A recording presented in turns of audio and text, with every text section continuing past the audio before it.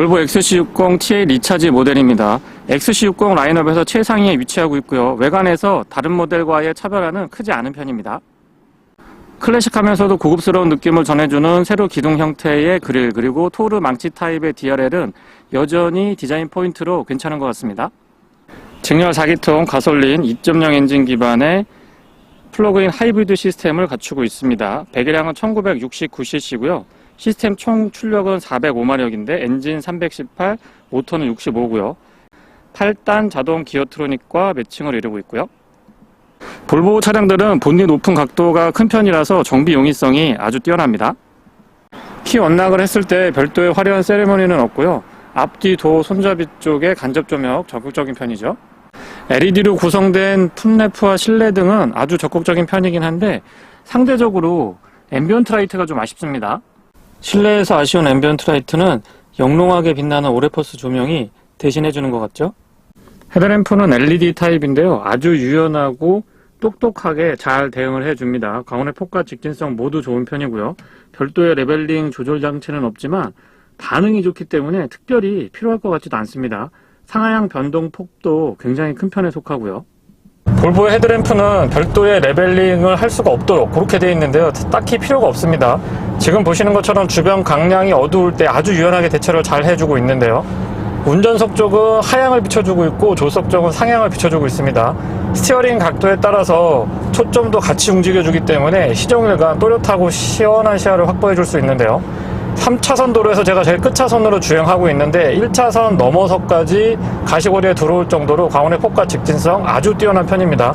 지금 저렇게 1차선에 차량이 나타나면 후미등의 광원을 인지해서 바로 상향으로 꺾어주고요. 다시 운전석과 조수석을 상향으로 전환시켜주고 있는데 유연하게 대응을 잘 해주고 있어서 앞차나 마주오는 차에 방해를 주지 않으면서 꾸준하게 안전 시야를 아주 잘 확보해주는 장점이 있습니다. 상향등과 하향등 그리고 비상등까지 모두 다 점등시킨 상태입니다. 토르 망치 타입의 DRL은 방향지시등과 데일라이트 역할을 같이 해주고 있고요. 바깥쪽 거울 커버에도 LED로 방향지시등 있지 않았습니다. TA 모델은 안개등이 생략이 돼서 아래쪽에 잔상 같은 것들이 조금 덜 거슬리기도 하고요. 실제 시야각은 이 정도부터 들어오는데 다시 말씀드리지만 광원의 폭과 직진성 아주 좋고요. 특히 광원의 폭이 상당히 넓은 편에 속합니다. 헤드램프의 밝기나 반음으로 보면 적어도 제가 시승했던 차량들 중에서 볼보 브랜드가 세 손가락 안에는 들어갈 수 있을 것 같아요. 테일라이트와 방향지시등 그리고 번호판 보조등까지 모두 다 LED 구성입니다. 측면에서의 비율이나 안정감 좋은 편이고요. 이 차는 본격적인 오프로드를 위한 SUV라기보다는 도시형 SUV, 크로스오버에 가까운 비율을 보여주고 있습니다. 앞뒤 오버행이 길지 않기 때문에 측면에서 봤을 때 SUV 장르지만은 약간의 스포티함도 보유하고 있고요.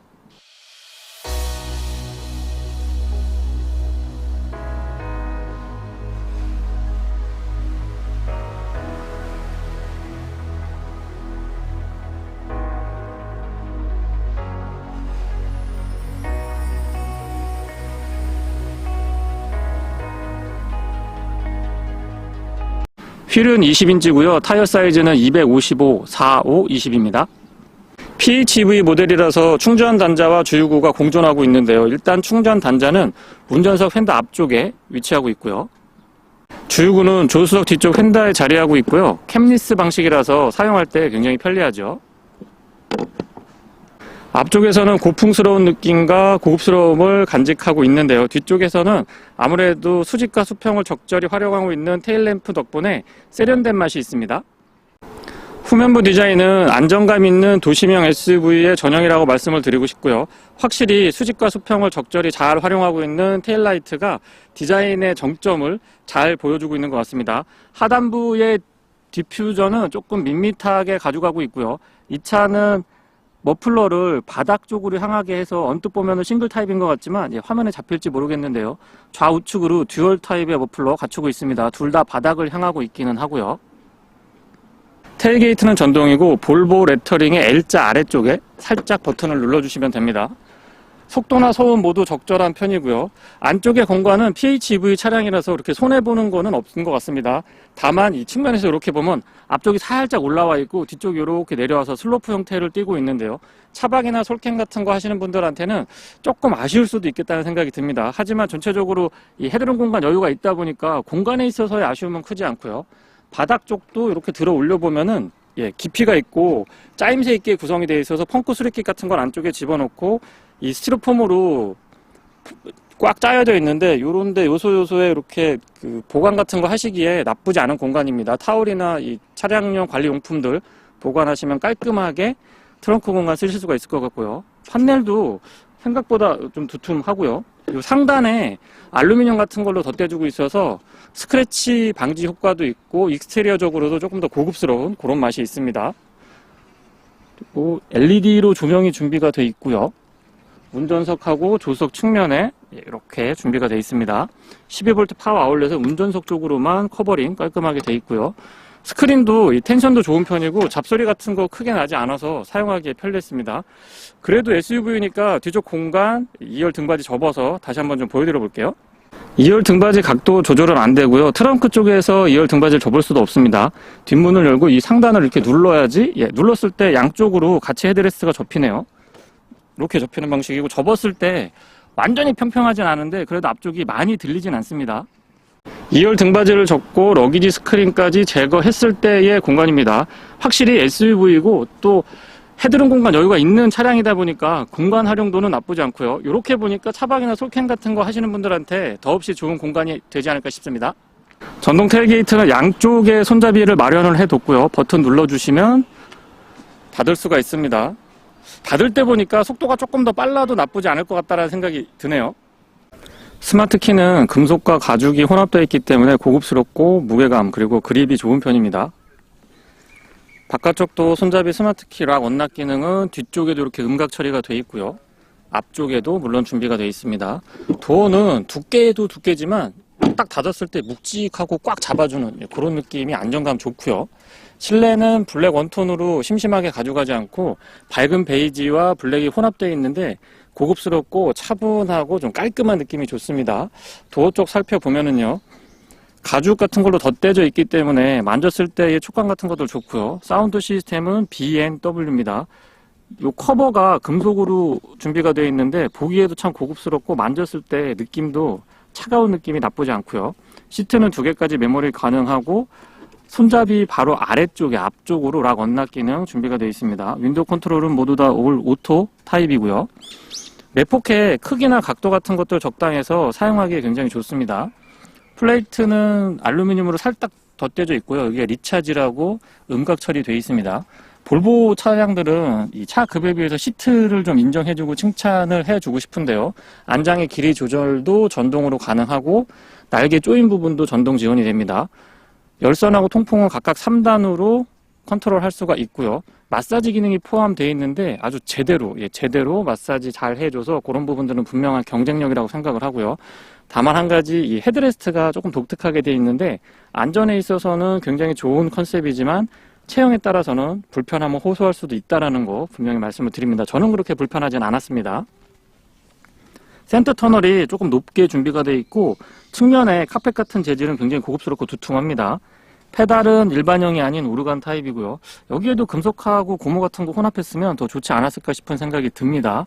무릎 에어백 기본 적용되어 있고 틸팅 앤 텔레스코픽은 수동 레버 타입으로 이 아래쪽에 위치하고 있습니다. 물리 버튼이 굉장히 간단하게 준비가 되어 있죠. 딱 3개밖에 없어요. 좌측에는 밝기 조절하는 부분하고 전동 테일게이트 그리고 주유구 락 언락하는 요 부분 세 부분밖에 없어서 깔끔합니다. 대부분의 기능은 저 안쪽에 인포테인먼트 내부에 메뉴가 다 숨어져 있죠. 스티어링은 이제 조금 변화가 필요할 때가 아닌가 싶은 생각이 드는데 어쨌거나 이런 부분들은 추후에 조금 더 빨리 개선이 됐으면 하는 바람이 있습니다. 기본적으로 그립이나 가죽의 질감 같은 거 크게 부족하진 않고요. 시동은 뒤트는 방식이고요. 뒤쪽에 오토 홀드랑 전자식 파킹 브레이크 순차적으로 위치하고 있습니다. 이렇게 뒤틀면 되고요. PHEV 모델이라서 초기 시동 시에 배터리가 먼저 전원을 켜니까 가솔린 엔진 특유의 소음이라든가 진동 같은 것들은 전혀 느껴지고 있지 않습니다. 이런 부분들은 대응 잘 해주고 있는 것 같고요. 아마 PHEV의 대표적인 장점이라고 생각을 합니다. HUD는 크기가 조금 더 크고 조금 더 다양한 정보들을 담아줬으면 어떨까 싶은 생각이 있습니다.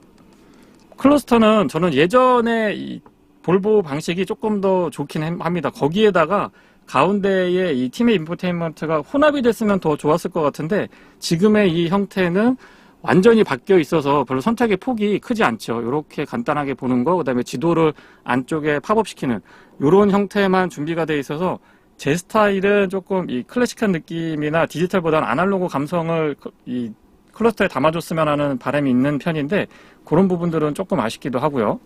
스티어링 좌측에는 어댑티브 크루즈 컨트롤에 관련된 기능들, 우측에는 인포테인먼트 컨트롤할 수 있도록 준비가 되어 있습니다. BMW 사운드 시스템은 센터 스피커도 포함이 되어 있고요. 세로용으로 준비가 되어 있어서 이 부분도 좀 개선이 돼야 됩니다 했는데, 이게 또 막상 팀앱 인포테인먼트가 제대로 들어가고 나니까 훨씬 더 잘 어울리는 것 같습니다. 화면도 이 팀앱이 내비게이션 볼 때 가로보다는 세로로 보는 게 더 편하거든요. 그래서 이런 부분들은 훨씬 더 좋지 않나 싶은 생각도 들고요. 워낙 익숙한 인포테인먼트 시스템이고 이 UX, UI 같은 것들도 국내 소비자분들의 선호도가 굉장히 높은 그런 디자인이죠. 사용하기 너무 편리하고요. 누구라든가 플로 서비스 같은 거 아주 좋게 적용이 잘 돼 있고, 일정 기간 동안은 무료로 사용할 수 있어서 그런 부분도 경쟁력이 있지 않나 싶습니다. 카메라는 어라운드 뷰를 포함하고 있고요. 다만 이제 이 주변에 보시면 약간 왜곡 같은 것들이 광각 처리를 할 때 조금 있는 편입니다. 그 부분은 감안해서 운전을 좀 하셔야 될 것 같고요.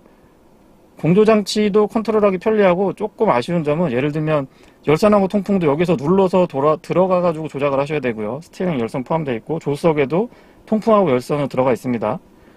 예를 들면 주행 장치도 저는 무조건 충전을 하고 싶은데 자동으로 세팅이 되어 있습니다. 그래서 이런 부분들은 계속 들어가서 만져줘야 되는 번거로움이 조금 있었고요. 주행 모드는 5가지 준비가 되어 있는데, 하이브리드, 파워, 퓨어, 전기로만 갈 건지 혼합해서 갈 건지 아니면 내연기관으로 갈 건지 선택할 수 있고요. 사륜구동은 오프로드하고 AWD 고정하는 기능을 선택할 수 있도록 그렇게 준비가 되어 있습니다. 그리고 아래쪽에 드라이빙 다이나믹 부분은 스티어링 강도 부분만 컨트롤을 할 수가 있고요. 그리고 아래쪽에 물리키 같은 것들은 간단합니다. 운전석 쪽으로 가깝게 비상등 스위치가 있는 거는 칭찬해주고 싶고, 예전에는 이게 조금 이 볼륨 컨트롤 같은 게 가볍게 느껴졌는데 그런 부분들도 개선이 된 게 아닌가 싶습니다. 약간의 묵직함까지는 아닌데 무게감이 조금 실려 있고요. 기어 노브는 오레포스 크리스털인데 보기에도 예쁘고, 야간에 조명 들어오면 정말 예쁘고요. 그립감도 좋은 편입니다. R은 위쪽, N은 중간, 그리고 D는 아래쪽으로 내려주시면 되고, P는 파킹은 버튼으로 준비가 되어 있습니다. 수납 공간은 앞뒤로 준비가 되어 있는데요. 12V 파워 아울렛은 위쪽에 있고, 뒤쪽에는 컵홀더가 2개 준비가 되어 있습니다. 커버가 이렇게 깔끔하게 가능해서 봤을 때 조금 더 고급스럽고 차분한 느낌을 이어갈 수 있고요. 만지면은 우드 패널 이 고급감이 상당합니다. 스마트폰 무선 충전도 갖추고 있고요. 센터 터널 자체가 암레스트 역할을 할 수 있도록 조금 높게 준비가 되어 있는 편이고, 안쪽의 공간은 그렇게 넓은 편은 아닙니다. LED로 조명 같은 것들은 꼼꼼하게 잘 갖춰주고 있고요. USB는 C타입으로 단자 2개, 지금 이것 때문에 안 보이나요? 단자가 2개, 위아래로 이렇게 준비가 되어 있습니다. 좀 작은 듯 싶죠, 위쪽이. 조수석 수납 공간은 잡아당기는 방식, 안쪽의 공간은 굉장히 넓고 턱이 있어서 쉽게 안쪽에 있는 수납물들이 바깥으로 튕겨져 나오지 않습니다. 소소한 부분이지만 시트 측면에 이렇게 스웨덴 굽기 있고요. 그리고 에어벤트 아래쪽에도 이렇게 스웨덴 굽기를 형상화 시켜놨습니다. 선바이저는 크기 적절하고요. 거울은 이 폭은 괜찮은데 높이가 조금 더 높았으면 보기 좋았을 것 같다는 생각도 듭니다. 옆에 클립도 갖춰주고 있고요. 실내등은 LED 방식 터치인데요. 사용해보면은 좀 은근하게 장광식으로 들어와서 센스가 있는 것 같습니다. SS 콜 포함되어 있고, 썬루프는 파노라마 타입인데 유리 면적이 상당하죠. 아웃슬라이딩 되어 있고, 이너 커튼도 모두 다 전동으로 컨트롤 할 수가 있습니다. 개방감은 굉장히 좋은 편이고요. 실내 거울은 지금 보시는 것처럼 테두리 부분이 투명하면서 얇게 처리가 되어 있어서 실제 거울의 크기보다 훨씬 더 시야가 시원하고 좋습니다. 뒷좌석입니다. 유리는 완전히 내려오지 않고 조금 남고요. 이중접합 아니고 일반 유리인데 좀 도톰한 편입니다. 앞좌석하고 같은 형태의 디자인 띄고 있고, 부분 스피커 부분이 쇠로 되어 있는데 앞좌석과 마찬가지로 고급스럽고 차분한 느낌이 좋네요. 맥포켓도 제법 크기가 있는 편이고요. 타고 내릴 때 크게 불편하지 않았고 발 공간이 이렇게 웅풍 파여 있어서 앞좌석 안장 아래부터 바닥까지의 공간이 높은 편에 속합니다. 가운데 턱은 조금 있고 이 부분이 공간이 이렇게 썩 나이스하다고 볼 수는 없어서 성인 남성 세 분이 앉으면 가운데 분이 자세가 조금 애매할 수 있습니다. 시트는 등받이 각도 조절이 아쉽기는 한데 기본적으로 조금 푹신함이 느껴지고요. 다만 이제 등받이 쪽은 조금 단단하게 느껴지는데 아무래도 헤드레스트가 조금 작고 쿠션감이 없기 때문에 상대적으로 그렇게 좀 느끼는 게 아닌가 싶습니다. iOS 픽스도 사용하기 편리하게 이렇게 커버 딱 돼 있고 나와 있어서 위치 잡기는 아주 좋습니다. 암레스트 잡아당기는 방식이고 위쪽에 이게 참 좋은 것 같아요. 암레스트 역할, 본연의 역할 충실히 할 수 있고 컵홀더가 필요할 때만 이렇게 푸시 타입으로 나오니까 여기에 컵홀더가 뚫려 있으면 팔목이 꺾이거든요. 위치가 되게 애매한데 이런 형태의 암레스트랑 컵홀더가 저는 가장 바람직하지 않나 싶은 생각을 하고 있습니다. 가운데 부분에 에어벤트가 없는데요. 에어벤트는 측면, 기둥 쪽에 이렇게 준비가 되어 있고요. 열선하고 통풍은 여기에서 열선만 되죠. 통풍은 안 되고 열선은 3단 좌우측 조절할 수 있습니다. 약간의 수납 공간 있고 USB-C 타입으로 충전 단자 2개 갖춰주고 있습니다. 뒤에서 보면 이제는 조금 변화가 있어야 될 것 같은 인테리어인데요. 팀웨이브 인포테인먼트를 제대로 갖추고 나니까 또 한동안은 괜찮지 않을까 싶은 생각도 듭니다. 어쨌거나 볼보에서 과감하게 국내 시장에 투자를 하고 있다는 그런 측면은 굉장히 바람직하다고 보고 있고요. 여전히 고급스럽고 조금은 세련됐다라기보다는 클래식한 느낌이 좋네요. B5 모델에 비해서 공차 중량이 200kg 이상 차이가 나기 때문에 지금처럼 과속 방지턱 같은 거 살짝 넘어보면요, 약간의 무게감보다는 조금 더 묵직한 기분 좋은 느낌이 좋습니다. 물론 차량의 가격이 몇천만 원 차이가 나니까 부담이 아닐 수는 없을 것 같긴 합니다만은 8,300만 원이라는 금액에 맞는 어떤 묵직한 느낌, 똑같은 XC60에서도 다른 느낌을 아주 잘 표현해주고 있습니다. 오돌도돌한 노면, 그러니까 노면의 잔진동 같은 것들도 아주 잘 잡아주는 편이고요. 좀 전에 말씀드린 것처럼 무게의 차이는 단순하게 묵직함 뿐만 아니고 잔진동 같은 것들도 조금 더 잘 걸러주는, 상대적으로 B5나 B6에 비해서 조금 더 잘 걸러준다라는 느낌이 있습니다. 공인연비는 내연기관 기준으로 말씀을 드리면 복합 기준으로 10.8이고요. 도심에서는 10.3, 고속에서는 11.3인데 실제 도심 주행을 해보면은 하이브리드 모드가 계속 적극적으로 작동을 하긴 합니다만은 9.8에서 10.1 정도 그 사이를 왔다 갔다 했고요. 반면에 고속도로에서 주행을 했을 때의 최대 연비는 저는 16.3까지 확인을 했습니다. 물론 이제 차량을 어떻게 타느냐에 따라서 조금씩 차이가 날 것 같긴 합니다만은 어쨌거나 연비는 공인 연비를 훨씬 상회하는 연비를 확인할 수 있었고요.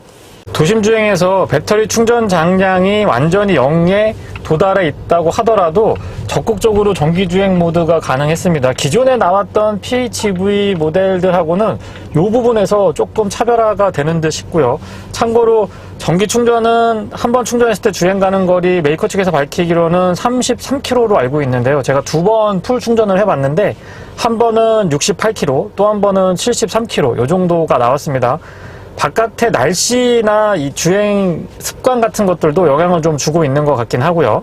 지금처럼 이 근접해서 차량에 접근을 하면 자동으로 어라운드 뷰를 보여줘서 상하 좌우 전면부터 후면까지 전부 다 한꺼번에 볼 수 있게 해줍니다. 이런 부분들은 안전운전에 도움도 많이 되고 운전이 조금 서투르신 분들한테는 아주 요긴한 기능 같아요. 팀웨이브 인포테인먼트 시스템은 길 안내에 관련된 사항을 HUD, 클러스터, 메인, AVN에 모두 다 보여주고 있습니다. 그래서 이런 기기에 조금 덜 익숙하신 분들한테는 훨씬 더 도움을 많이 받을 수 있고요. 참고로 LTE는 5년까지 무상 지원을 해주고 플로우 서비스라고 스트리밍해서 음악 들을 수 있는 서비스가 있거든요. 그 서비스는 1년간 무료 이용권을 제공해 준다라고 합니다. 참고로 이 차량의 보증은 5년 또는 10만 킬로까지 보증받을 수가 있고요. 한 번 충전했을 때 주행 가는 거리는 메이커 측에서 33km로 밝히고 있는데요.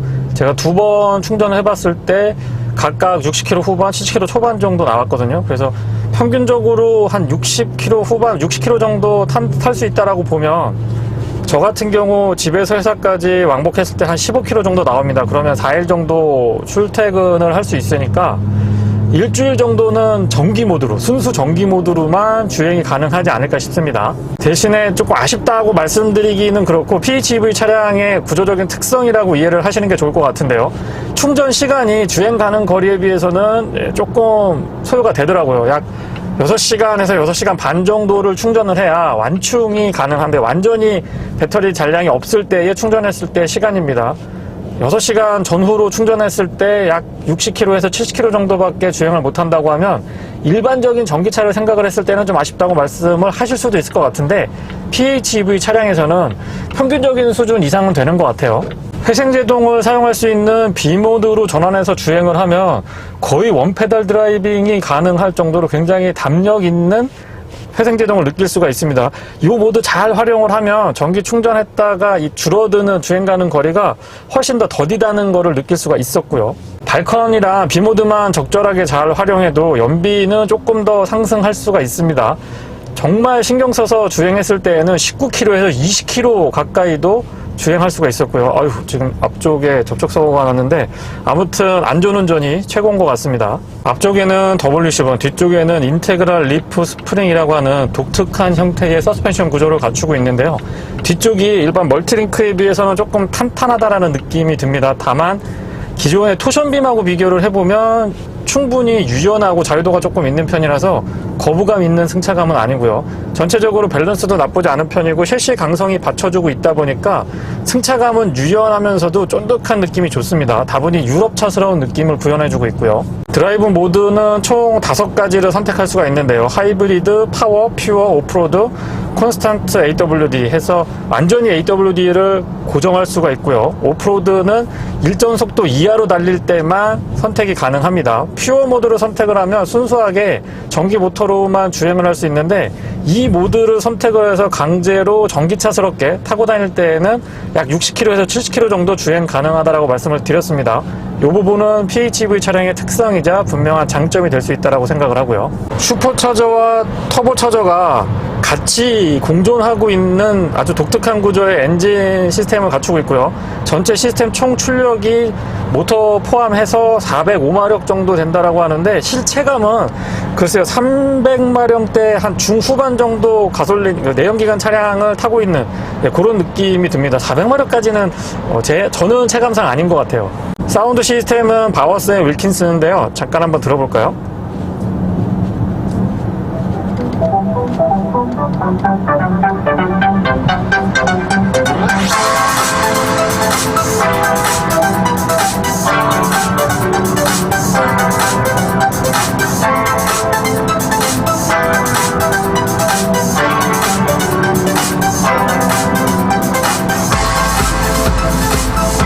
볼보 차량도 시승할 때마다 제가 입에 침이 마르도록 칭찬하는 부분이 바로 이 사운드 시스템인데요.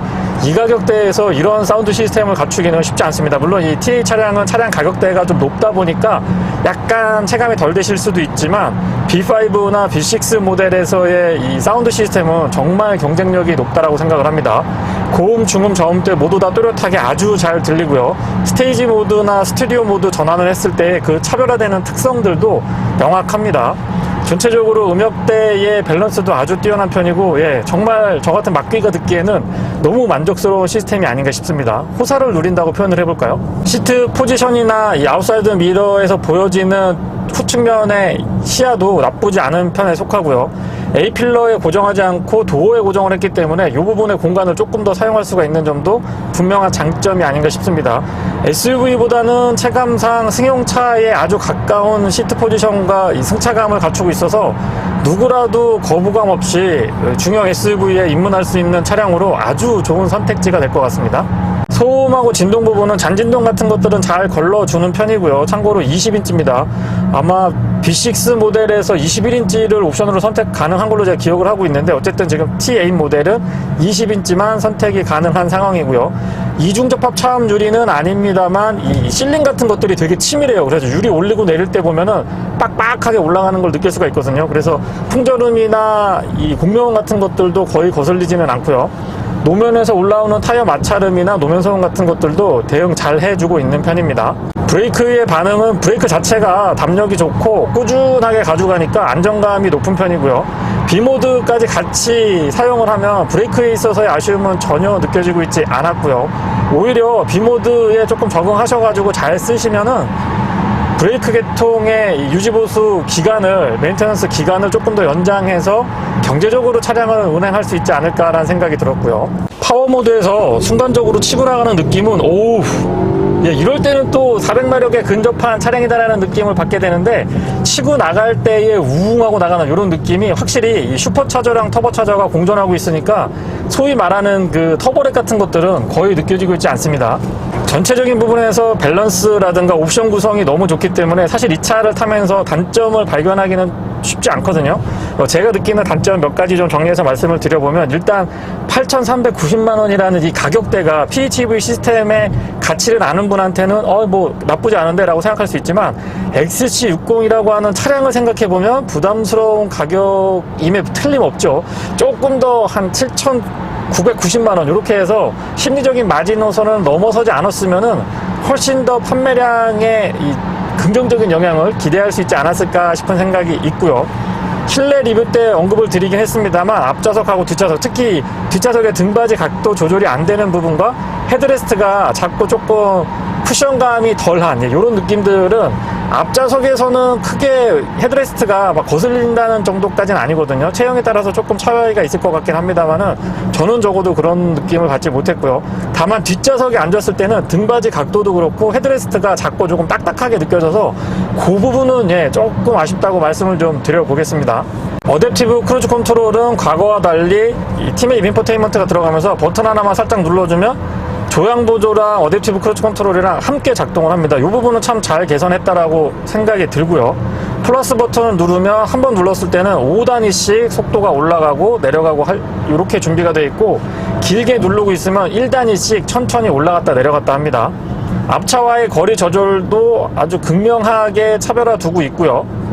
조절 단계는 많지 않지만 이 차이가 극명하게 느껴지고, 지금처럼 거리 조절하면서 브레이크를 쭉 이렇게 가져가는 부분도 급하지도 너무 좀 늦게 반응하지도 않고 아주 적절하게 잘 반응을 해줘서 운전자로 하여금 이 반자율 주행에 조금 더 익숙할 수 있도록 볼보에서 잘 리드해주고 있는 것 같습니다. 큰 의미는 없을 수도 있습니다만 어쨌거나 전기로만 주행이 가능하기 때문에 이 차의 전비도 말씀을 드려보면 복합, 도심, 그리고 고속도로에서 모두 다 킬로와트아워당 3km입니다.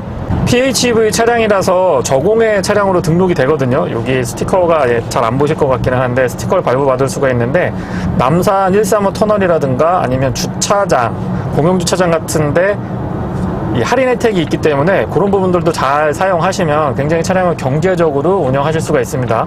이런 할인 혜택 플러스 단거리 주행을 할 때 도심에서 짧은 구간, 마트 장복이라든가 회사가 멀지 않을 구간을 출퇴근할 때 전기 모드로만 잘 사용을 하시면 전기차 구입을 딱히 안 해도 괜찮을 정도로 굉장히 좀 메리트가 있습니다. 이런 부분들이 PHEV 차량의 대표적인, 어쩌면 가장 큰 매력 포인트라고 생각을 하고요. 도심에서 주행을 할 때는 순수 EV 모드로만 주행을 할 수가 있고요. 교외나 조금 다이나믹한 드라이빙을 즐기고자 할 때는 가솔린 엔진, 터보차저와 슈퍼차저가 아주 매력적으로 조화를 이루고 있는 가솔린 엔진을 주행을 할 수 있기 때문에 하나의 차량에서 친환경적인 느낌, 그리고 기존의 가솔린 내연기관의 어떤 힘있는 느낌을 같이 느낄 수 있기 때문에 하이브리드 모델하고는 조금 결이 다를 수가 있습니다. 저는 오히려 가격에 대한 부담이 있어서 그렇지 PHEV가 목적에 따라서 내 이 기분에 따라서 정확하게 구동계통을 구분해서 사용할 수 있기 때문에 훨씬 더 매력이 있는 차량이라고 생각을 하고요. 확실히 노면이 좋지 않은 거, 과속방지턱 연속해서 이렇게 넘어보거나 물렁물렁 하는 도로 가보면 B5, B6, 특히 B5 모델하고는 꽤나 차이가 납니다. 확실히 100km 그 이상, 255km인가요? 차이가 나는 걸로 기억을 하는데 200km 이상 차이가 나니까 이 차량의 묵직함에서 차별화가 되는 것 같기는 해요. 단점이 또 생각났는데요. 대부분의 메뉴가 메인 AVN 안쪽에 다 숨어 있거든요. 예를 들면 드라이브 모드를 선택하려고 그러면 주행으로 들어가서 여기에 이렇게 작게 나와 있는 부분들, 하이브리드부터 AWD 고정하는 기능까지를 여기서 모드를 막 선택을 해야 되니까 운전을 하면서 여기까지 와가지고 모드 선택을 하기가 썩 수월한 편은 아닙니다. 그리고 핸들의 이 무거운 강도 같은 것들도 껐다 켰다 할 수 있는데 그것도 이 안에 들어와 있습니다. 물론 이 물리키가 밖으로 많이 나와 있지 않은 차량들의 장점은 좀 심플하고 복잡한 느낌이 아니라서 운전자로 하여금 부담감을 덜어주는 거는 확실히 좋지만 저같이 좀 성격이 급한 사람이 뭔가 막 팍팍팍 누르려고 하면 조금은 아쉽긴 하더라고요. 요거는 개인차가 조금 있을 것 같기는 한데 제 입장에서는 좀 아쉬운 점으로 말씀을 드려보겠습니다. 네, 이상 볼보 XC60 T8 리차지 모델의 시승기였습니다. 고맙습니다.